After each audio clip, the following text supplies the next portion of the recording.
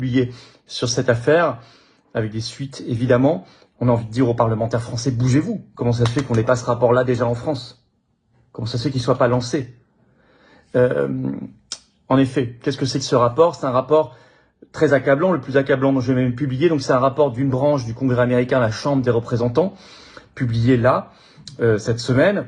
Le titre, une évaluation de la campagne de santé publique relative au Covid-19 par le ministère de la Santé, ministère américain.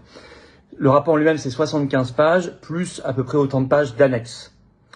Il refait tout l'historique des décisions, des revirements, des mensonges, et il commence par ce résumé accablant. Je vais vous en lire un extrait. Les directives des CDC, donc c'est les centres américains sanitaires, sur lesquels s'est appuyée la campagne, allaient au-delà des termes de l'autorisation d'utilisation d'urgence de la FDA pour déclarer sans preuve, est-il écrit, que les injections anti-Covid étaient très efficaces contre la transmission. Cela a finalement eu un impact négatif sur la confiance dans la santé publique et la crédibilité des CDC, parce que tout ça s'est avéré faux. Ils écrivent par ailleurs, les CDC avaient des messages incohérents et erronés sur l'efficacité des masques. Enfin, les CDC ont systématiquement surestimé le risque de Covid-19 pour les enfants.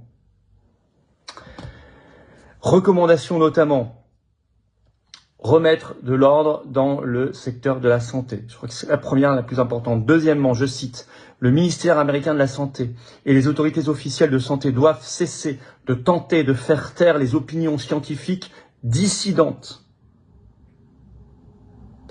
en appelant à une législation spécifique pour les protéger en lien avec le premier amendement. Vous savez, c'est l'amendement aux États-Unis constitutionnel qui protège la liberté d'expression normalement.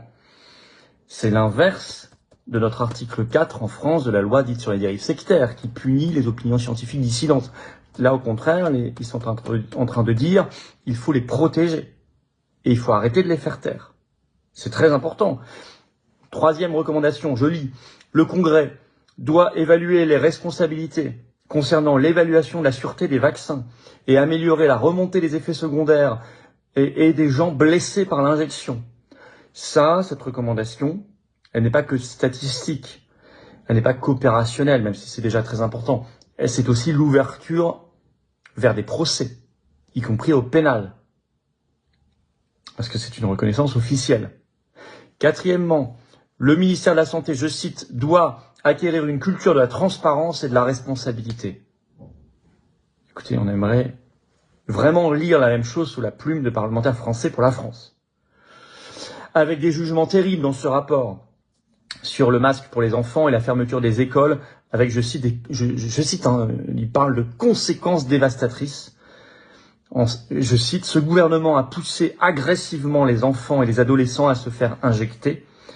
Il pose dans ce rapport, et c'est très important, la question des influenceurs qui ont été rémunérés pour faire la pub des injections sur divers réseaux sociaux, TikTok par exemple, etc., en disant, s'ils font ça, il faut qu'ils endossent aussi la responsabilité si derrière il y a des problèmes. Ça c'est très important parce que ça va les dissuader de le faire. Ok, vous faites la pub d'un produit, mais s'il y a un problème avec ce produit, vous êtes co-responsable. Très intelligent, très fort. Je cite toujours ce qu'on trouve dans ce rapport comme pépite. Les CDC ont admis avoir surestimé le nombre de morts Covid-19. Ça c'est très important, le mensonge sur la mortalité. Et aujourd'hui, en corollaire, la dissimulation sur la surmortalité. Mais plus liée au Covid.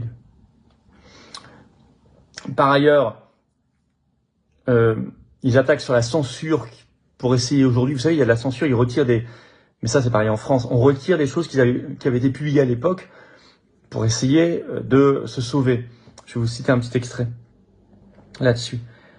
Le ministère de la Santé américain a supprimé les publicités de propagande, c'est écrit dans le rapport, de cette époque de ses pages web. Il est facile de comprendre pourquoi. Ces publicités étaient embarrassantes. Elles disaient aux enfants, en effet, qu'ils devraient traiter les autres enfants comme des risques biologiques s'ils n'étaient pas injectés. Et on a publié, les gouvernements ont publié ce genre de saloperie, il faut quand même s'en souvenir. Hein. Souvenez-vous, nous en France, les clips gouvernementaux publicitaires, où on voyait des enfants de 6 ans qui faisaient un bisou à mamie lors d'une fête de famille, et ensuite mamie se retrouvait en réanimation et mourait.